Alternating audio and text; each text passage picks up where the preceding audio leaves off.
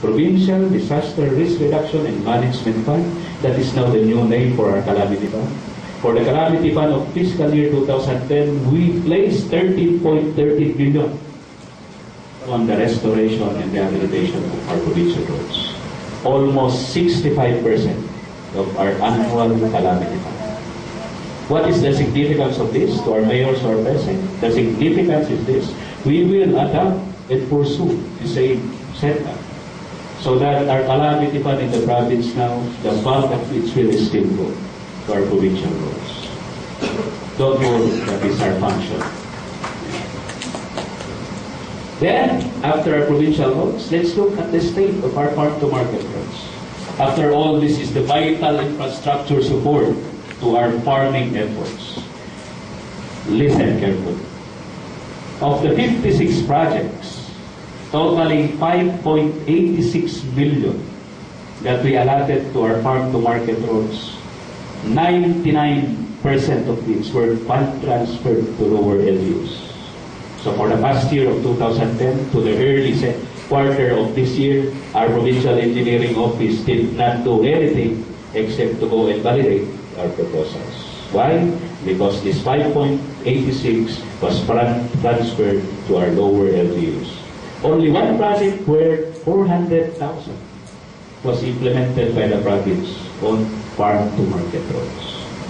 We have a pending fund transfer amendment proposal from the Executive Department, which is just passed to this August body. I hope that the Sangguniang Kalalawigan will look into this matter and propose certain measures, certain stringent guidelines on our fund transfer ordinance.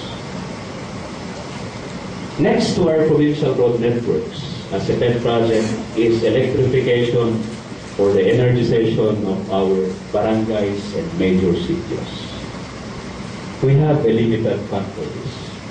Our major source for electrification project is our share from the national grid, the Bagat gas, which unfortunately averages only 1.2 million each year. 80% of which goes to electrification and 20% for livelihood.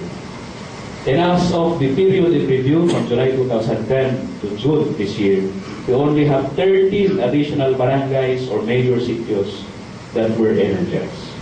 With this slow pace in our electrification projects, we just issued this morning Executive Order number 60, creating the ad hoc electrification committee, chaired no less by an esteemed member of this August body, our professional electrical engineer in the person of Honorable Robert Pulido, whose task is to review policies and guidelines, including cost estimates of our electrification projects. I'm hoping that from this day forwards, our electrification projects will move on smoothly. And hopefully, upon recommendation of the ad hoc committee, we can allot bigger funding for these programs. Also, it's worth mentioning, although this is a collective effort of previous governors, the Ambangal Mini Hydro Power Plant was first conceived and entered into by the late Governor Ben Capolman. This was constructed under the time of Honorable Teddy Maguila, now our congressman. We are fortunate that when our time came, it was collection time. It was us who got the certificate of compliance, courtesy of our provincial legal officer. It was us who had our ESA, Energy Sales Agreement, approved by the Energy Regulation Commission. And during the Gotan, we had a ceremonial first payment by the Telco to the tune of 4.11 billion. The municipality of Quiapo is a beneficiary of this. Don't worry, for the other municipalities, we have an ongoing feasibility study on another possible mini hydro, the Liquid Mini Hydro Power Plant, located at Halya, Pasipuro, the youngest town of our province. And take note of this, we are the only provincial government, or LGU for that matter, operating our own mini hydro. Congratulations, everyone. A special mention of our plant manager, our PPDC, Engineer Carmel Boyuca. Next to it, let's not forget that we are an agro-tourism province. So let's not forget our irrigations and our CIS. Here is again another point worth mentioning. Of the 89 projects on CIS in irrigation for the period in review, amounting to 5.57 million, 100% of this was fund transferred to our lower LGUs. We did not implement anything on our communal irrigation systems. Is this an admission that our municipalities, our barangays, are better equipped and technically capable than our own engineering department? I hope that we will review this matter. On our livelihood assistance, our Paenro and PIDET did not lose focus. Our usual livestock dispersals have been conducted. Rabies control is 100%.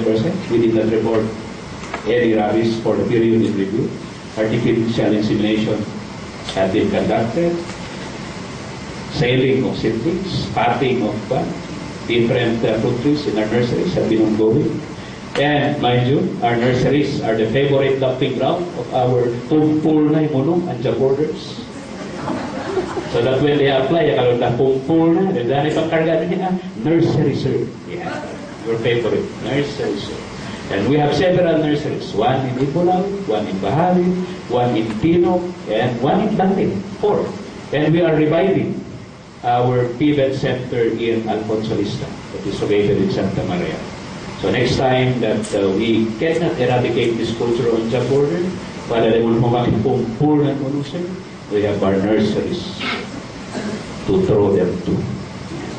Also, we have obtained 700,000 livelihood assistance from SN avoiding this power plant for our swine production. This time, we pioneered a different scheme. The usual scheme for dispersal is we give the piglets grow, they bear piglets.